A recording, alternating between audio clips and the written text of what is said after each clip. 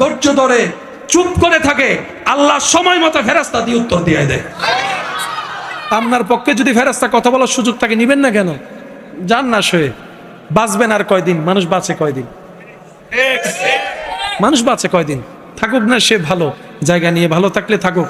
সে আপনার 10 ইঞ্চি নিয়েছে, তার আল্লাহ আপনাকে ধৈর্যের কারণে জান্নাতে একটা মহল দান করে দিবেন। সেদিন তার সামনে বুক ফুলাই যায় বলবেন, ইয়া কেনলা, তোর মতো বোকা তো আর নাই, 10 ইঞ্চির জন্য জান্নাতের ঘরটা তুই মিস করে ফেলছস। সেজন্য কিছু মানুষ নগদে বিশ্বাস করে, নগদ লাগবে। মুসলমানরা নগদে বিশ্বাস করে না, আল্লাহর রহমতের বিশ্বাস করে, রহমতের বিশ্বাস করে। মনে রাখবেন, আল্লাহ কখনো কাউকে ঠকায়, আল্লাহ কখনো ধৈর্য ধারণকারীকে পরাজিত হতে দেয়, আল্লাহ কখনো শুকরিয়া আদায়কারীকে অপমানিত হতে দেয়। কিন্তু আল্লাহ মাঝখানে একটু পরীক্ষা নেন। কিসের পরীক্ষা?